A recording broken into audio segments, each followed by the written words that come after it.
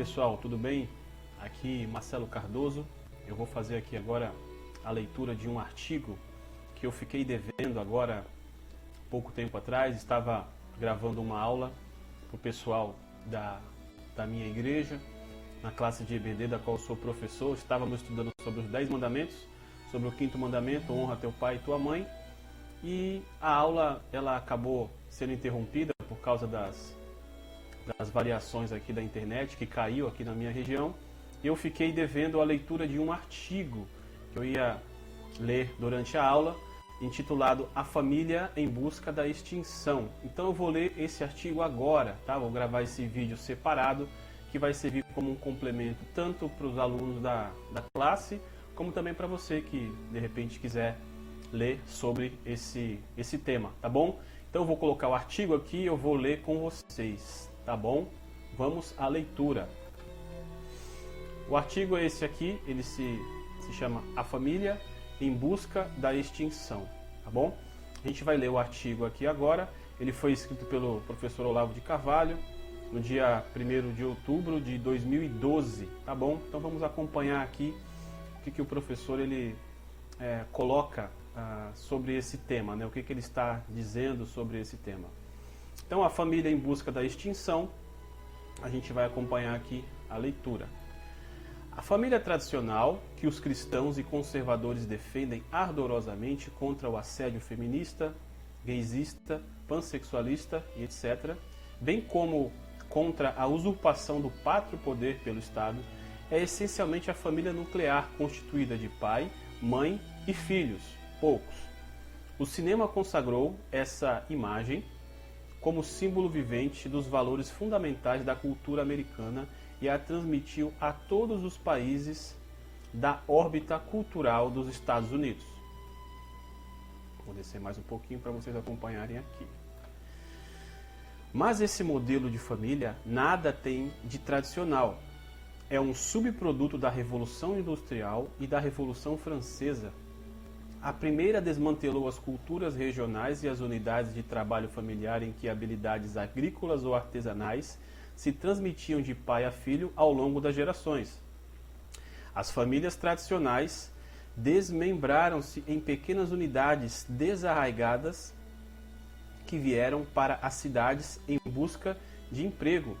A Revolução Francesa completou o serviço, abolindo os laços tradicionais de lealdade territorial, familiar, pessoal e grupal e instaurando em lugares deles um novo sistema de liames legais e burocráticos em que a obrigação de cada indivíduo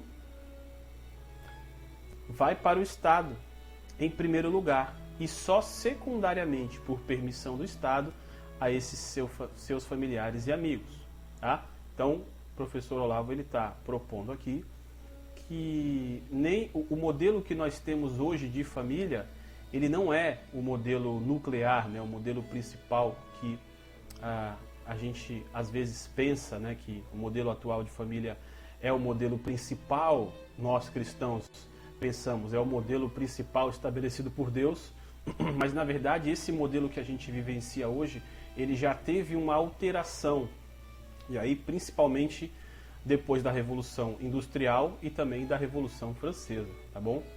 Então já houve uma transformação no modelo da família e hoje ele é um modelo que está submisso ou embaixo do Estado, né? O Estado permite que vivamos esse tipo de família que a gente tem hoje, tá? Então eu vou continuar aqui a leitura do artigo, tá? Olha só, aqui nessa linha. A sociedade natural, formada ao longo dos séculos, sem nenhum planejamento, por experiência e erro, foi enfim substituída pela sociedade planejada, racional, burocrática, em que os átomos humanos, né, ou os indivíduos humanos, amputados de qualquer ligação profunda de ordem pessoal e orgânica, só têm uns com os outros relações mecânicas fundadas nos regulamentos do Estado ou afinidades de superfície nascida de encontros casuais nos ambientes de trabalho e lazer. Tal é a base e origem da moderna família nuclear. Então aqui, no final desse parágrafo, ele está dizendo que essa esse novo modelo de família hoje, ele está ligado muito mais ele é amputado de qualquer ligação profunda de ordem pessoal e orgânica, né, que se desenvolve, e propõe, né, que as pessoas só tenham, dentro desse novo tipo de família, sob o Estado, tenham relações mecânicas que são fundadas em regulamentos do próprio Estado. Então, a família fundada sob esses fundamentos, né, a família que praticam esse modelo nuclear atual, já tem uma alteração aí do Estado, que aí é proposta aqui no artigo como advindos da Revolução Industrial e também da Revolução Francesa, tá bom? Vamos continuar aqui a leitura desse artigo. Olha só, Max Weber descreve esse processo como um capítulo essencial do desencantamento do mundo, em que a perda de um sentido maior da existência é mal compensada por sucedâneos ideológicos, pela indústria das diversões públicas e por uma religião, entre aspas, cada vez mais despojada de sua função essencial de moldar a cultura como um todo. Tá percebendo isso aqui? Isso aqui é muito importante nesse trecho aqui, onde ele fala sobre que nós somos aí moldados, levados por uma religião cada vez mais despojada da sua função essencial de moldar a cultura e o mundo. Então, apesar de ser uma visão católica, né, digamos assim, na verdade não é que é uma visão católica, é uma visão cristã, dito por um católico, mas também é a visão que nós, protestantes, concordamos, que a família, a religião, ela tem essa função de moldar a cultura como um todo, não é? Ser sal da terra e luz do mundo significa moldarmos a cultura local onde nós vivemos, não simplesmente encostarmos do lado e não influenciarmos nessa sociedade, nessa cultura, né? Enfim, na sequência aqui, ó. Nessas condições, assinala Weber, é natural que a busca de uma ligação com o sentido profundo da existência reflua para a intimidade de ambientes cada vez mais restritos, entre os quais, evidentemente, a família nuclear. Mas na medida mesma em que esta é uma entidade jurídica altamente regulamentada e cada vez mais exposta às intrusões da autoridade estatal, ela deixa de ser aos poucos o abrigo ideal da intimidade e é substituída nessa função pelas relações extramatrimoniais. Então, até aqui, a gente está podendo perceber que a família atual, né, sob esses regulamentos estatais, ela acaba sendo uma família que não influencia a sociedade no sentido que deveria influenciar, né? A gente vai se acomodando a essa relação estatal, né, que é baseada por normas e leis e regras, e a gente vai aos poucos se descolando dessa influência na qual as famílias, né, a religião cristã, por meio das famílias, deveria influenciar o mundo. E depois ele fala que isso acaba sendo também como se estivéssemos sendo colocados de lado, né? Nós estamos aceitando essa não influência, né? Ou uma influência cada vez menos invasiva, né? Que as pessoas acreditam que às vezes você quer transmitir o evangelho para alguém, a pessoa fala, não, você não pode fazer isso porque isso é muito invasivo. Essas bobagens que as pessoas pensam, né? De maneira errônea. Nós, como cristãos, entendemos que temos uma missão de influenciar o mundo com os padrões do Criador. Então, isso acaba levando até para relações extramatrimoniais, ou seja, ele propõe aqui nesse parágrafo que isso acaba levando as pessoas que estão dentro desse núcleo de relação familiar estatal, a buscar fora desse núcleo satisfações, enfim. Talvez aqui esteja inserido, se eu entendi bem, até a própria questão de motivos de divórcio, traições, né? Eu acredito que ele esteja querendo dizer isso aqui com esse parágrafo. Enfim, vamos continuar a leitura. Separada da proteção patriarcal, solta no espaço. Proteção patriarcal aqui, tá, gente? É a questão da família, chamada família patriarcal, onde você tinha o pai, né, o patriarca como o líder, e você tinha a esposa, né, a mãe, e os filhos submissos, né, ao líder. É um padrão bíblico, né, gente? A gente já sabe também que a mulher submissa ao homem, ela não é escrava do homem, ela é parceira do homem na construção da família. E os filhos, devendo essa obediência aos seus pais, eles compõem esse núcleo familiar, no qual o pai é o líder, a esposa ela é auxiliadora, né, do marido, e também auxilia o pai na educação dos filhos, como a mãe é a geradora dessas crianças, né?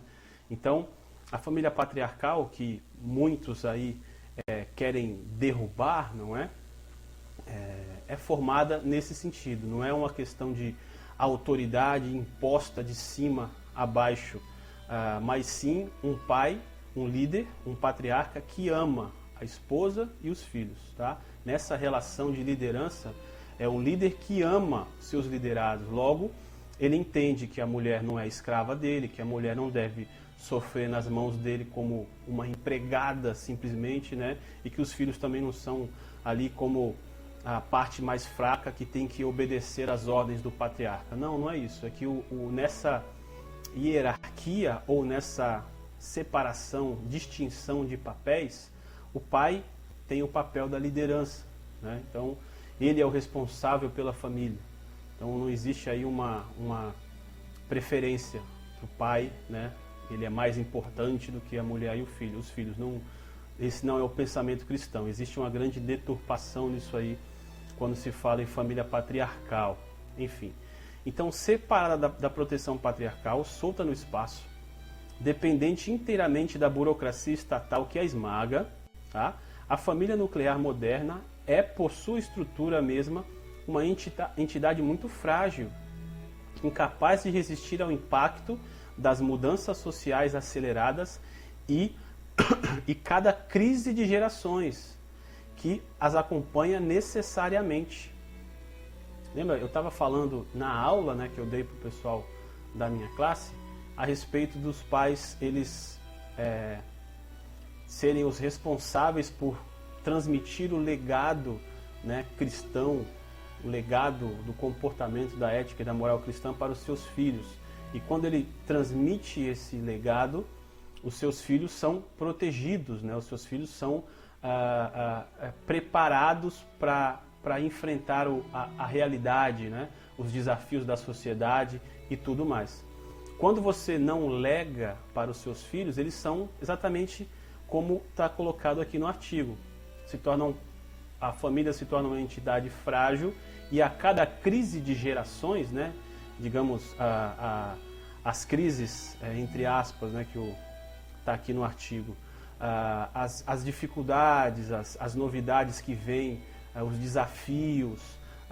Hoje, por exemplo, né, eu falei sobre o patriarcado, existe um levante contra esse patriarcado. Às vezes a pessoa nem sabe o que é patriarcado, mas ela é contra. Então, já é duas crises aí, né? A crise de capacidade de raciocínio e a crise de não atribuir ao patriarcado aquilo que de fato é. Tá bom? Então acaba essa família sob essas burocracias estatais se torna uma família frágil, tá? Então acaba fugindo da origem patriarcal, da origem nuclear inicial, tá? Deixa eu seguir aqui, ó. Longe de ser a morada dos valores tradicionais, ela é uma etapa de um processo histórico-social abrangente que vai em direção à total erradicação da autoridade familiar e a sua substituição pelo poder impessoal da burocracia. A gente percebe na nossa sociedade hoje, por exemplo, cada vez mais o Estado ele vai entrando dentro da família no sentido de impor algumas ordens, leis que antes não existiam, não é? Todo mundo sabe, por exemplo, a questão da lei da palmada. O pai pode ser preso se ele corrigir o seu filho, óbvio, né, de maneira excessiva, né? Não é correto fazer isso em nenhuma situação, nem na família nuclear anterior. Isso é uma coisa aceitável, punir os filhos de maneira excessiva, mas quem vai definir se é excesso ou não é o Estado. Então você, como família nuclear atual, já deu, né, o Estado já tomou para si essa decisão do que é excessivo ou não. De repente um grito é excessivo e você pode ir preso. Não sei, pode acontecer. De repente uma chinelada, que era muito comum na nossa época, né, você pode ser processado, enfim. Qual é o problema disso? O problema é que quem define agora é o Estado. Não é mais a família, não é mais o próprio Deus, né? Enfim, e isso só vai avançando e piorando. Então, vamos continuar aqui. Não dá para explicar tudo aqui desse artigo, que ele abrange bastante áreas aqui. A ideia era só ler ele e deixar vocês aí pensando sobre isso. Se você concorda ou não, claro. Olha aqui, ó. Não por coincidência, o esfarelamento da sociedade em unidades familiares pequenas, permanentemente ameaçadas de autodestruição, veio acompanhada do fortalecimento inaudito de umas poucas famílias patriarcais, justamente aquelas que estavam e estão na liderança do mesmo processo. Refiro-me às dinastias nobiliárquicas e financeiras que hoje constituem o núcleo da elite globalista. A questão do globalismo aqui é um assunto bastante amplo, tá? Eu não vou entrar nesse sentido, mas eu vou continuar a leitura aqui e talvez você consiga entender o que ele está querendo dizer. Quanto mais uma ciência social subsidiada por essas grandes fortunas persuade a população de que a dissolução do patriarcalismo foi um grande progresso da liberdade e dos direitos humanos, mais fortemente a elite mandante se apega à continuidade patriarcalista. Só aqui, deixa eu baixar aqui para vocês verem aqui. Patriarcalista que garante a perpetuação e ampliação do seu poder ao longo das gerações. O que ele está querendo dizer aqui? Existem famílias milionárias, bilionárias no mundo que estão no processo de influência da sociedade. A gente não tem como negar isso. A gente percebe, por exemplo, temos uma entidade mundial aí que é a ONU. A ONU, ela não é uma entidade que foi escolhida democraticamente pelos povos, mas ela tem poder de reger, né, de propor e às vezes até de transformar as suas proposições em lei, né, nos países que fazem parte, né, da ONU. Então eu não sei quantos países fazem parte da ONU hoje, mas são muitos. O Brasil faz parte, né? Então, você tem, por exemplo, recentemente a questão da OMS. A OMS, a Organização Mundial da Saúde, ela é uma entidade ligada à ONU.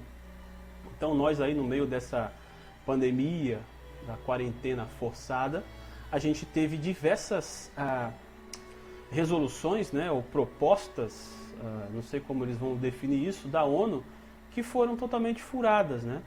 A gente vê no começo aí do vírus chinês, as pessoas, a ONU, a OMS, né, ligada à ONU, dizendo uma coisa e depois dizendo outra. Primeiro, o vírus não transmite de humano para humano, depois transmite, depois use máscara, não use máscara, fique em casa para não transmitir o vírus, achatar a curva e tal. E depois, o vírus não é transmitido por assintomáticos, dificilmente é transmitido por assintomáticos. Enfim, diversas pessoas pegaram, né, o que a ONU disse, né, o que a OMS disse, ou interpretaram o que ela disse e impuseram políticas públicas em seus países. Né? A gente vê aqui em São Paulo, o nosso amado governador, sempre dizendo, né, lá no comecinho, né, não, nós estamos aqui pela ciência, nós estamos aqui pela ciência, nós vamos trancar você dentro de casa baseado na ciência. E ele estava se referindo, obviamente, às resoluções da OMS, né? Ou a pessoas que corroboravam a mesma coisa que a OMS dizia. Alguns vão falar, a OMS não disse necessariamente isso, interpretaram errado, né? Agora ninguém quer assumir a criança, mas como o negócio está se mostrando que foi um fiasco desnecessário, quebraram a economia, gente passando fome e necessidade, já perderam o emprego, mas sempre estavam arrogando isso à ciência, enfim. Volta aqui, aonde é que eu estava com vocês? Se a pé continuar patriarcal, que garante perpetuação. Onde foi que eu parei aqui? Foi... acho que foi aqui, ó. Com toda a evidência, a família patriarcal é uma fonte de poder. A história social dos 2 últimos séculos é a da transformação do poder patriarcal num privilégio dos muito ricos, negado simultaneamente a milhões de bocós, cujos filhos aprendem na universidade a festejar o fim do patriarcado como o advento de uma era de liberdade quase paradisíaca. O desenvolvimento inevitável desse processo é a destruição ou autodestruição das próprias famílias nucleares ou do que delas reste após cada nova crise de gerações. Então, aqui é maravilhoso essa sacada que ele tem de escrever sobre essas coisas, né? E você vai perceber que isso tem muito a ver com a realidade mesmo, né? Não é uma coisa, obviamente, em que todos, né? Por exemplo, todos os filhos que vão para a universidade entram aí nessa onda da destruição do patriarcado, mas de fato isso é falado e muitos aderem a esse pensamento. Você para pensar um pouco aí, alguém que seja da universidade, você conhece algum jovem, de repente o teu filho, tua filha, pergunta o que já foi falado sobre o patriarcado na universidade e pergunta para ele o que falaram que é o patriarcado e o que falaram sobre o patriarcado. Se alguém falou bem, teu filho ou tua filha aí é um felizardo, é um sortudo no meio de toda essa proposta de destruição ou a nova definição do que é patriarcado. Enfim, volta aqui comigo, ó. A defesa da família torna-se nesse contexto a defesa de uma entidade abstrata, cujo correspondente no mundo concreto só veio à existência com a finalidade de extinguir-se. A ameaça feminista, gaysista ou pansexualista existe, mas só se torna temível graças à fragilidade intrínseca da entidade contra a qual se volta. Tá? Quando ele fala aqui movimentos gaysista, ele não está falando aqui de quem é gay, de quem é homossexual. Ele está falando, obviamente, dos ativistas, daqueles que querem forçar a barra, né? Ele não está falando daquelas pessoas que querem viver a sua homossexualidade, e aqui eu não estou dizendo se está certo ou está errado, estou querendo só dizer que nesse balaio aqui, nessa proposição, né, melhor dizendo, que ele fala feminista, gaysista e pansexualista. Ele está falando aqui dos ativistas dentro dessa área, daqueles que querem realmente provocar uma transformação na sociedade, que aqui no artigo é dita como a autodestruição, né? Eles promovem essa destruição. E as famílias, por estarem frágeis, famílias que estão sob os laços estatais, acabam, de fato, sendo destruídas por esses movimentos ativistas. Olha só, aqui, ó. Ou as famílias se agrupam em unidades maiores fundadas em laços pessoais profundos e duradouros, ou sua erradicação é apenas questão de tempo. As comunidades religiosas funcionam às vezes como abrigos temporários, onde as famílias encontram proteção e solidariedade. Tá? Tá falando aqui da igreja, né? Enfim, ou entidades religiosas, assim, cristãs especificamente. Mas essas comunidades baseiam-se numa uniformidade moral estrita que exclui os divergentes, motivo pelo qual se tornam vítimas fáceis da drenagem de fiéis pela crise de gerações. ele está falando aqui que a igreja, vou falar igreja, né? Eu acredito que ele está falando, se referindo à igreja ou ao cristianismo, ou talvez alguma outra religião que também defenda a família, que deve existir, né? Obviamente. Mas eu estou falando aqui especificamente dos cristãos, porque nós somos cristãos. Talvez esteja errado nessa definição aqui, mas eu acredito que ele está falando sobre cristãos, tá? Então, as igrejas, ou cristãos, eles se tornam ele chama aqui de abrigo temporário, onde as famílias sim encontram proteção. Porém, as comunidades, essas igrejas, elas estão numa uniformidade moral bem estrita, ou seja, ela exclui os divergentes, ou seja, a gente sabe, né, que existem certos tipos de classes não, vamos chamar de tribos, né, tribos urbanas ou pessoas com comportamentos. Por exemplo, você tem o surfista, o skatista, o tatuado, o que tem o cabelo um pouco mais diferenciado. Então, ou até aquele que pratica aí, tem uma vida sexual desregrada. Então a igreja, ela acaba, isso aqui também é uma crítica que eu sempre faço nas classes, nas aulas, a igreja acaba impondo um padrão moral quase que perfeito, funcional, pelo menos aparente, para que essas pessoas entrem nesse último abrigo, né, das famílias, que é a igreja. Então, nesse sentido, acaba se tornando difícil. Os últimos que sobram ainda querendo essa família patriarcal ou essa família nuclear, né, original, encontra a igreja como o único local onde isso pode ser preservado, e quando essa pessoa entra na igreja, ela acaba sendo colocada uma carga sobre ela, fala, se você não praticar tudo isso aqui direitinho, automaticamente você não pode entrar. De maneira geral, é isso que a gente faz, tá? Estou falando com a igreja de forma geral, não estou falando assim apenas da sua ou da minha, tá bom? Então a gente coloca uma carga moral muito exigente sobre as pessoas.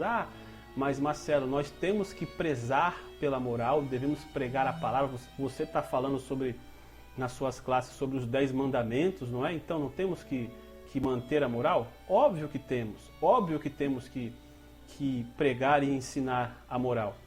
Mas a gente não pode exigir que as pessoas já entrem com a moral absolutamente clara, absolutamente amadurecida.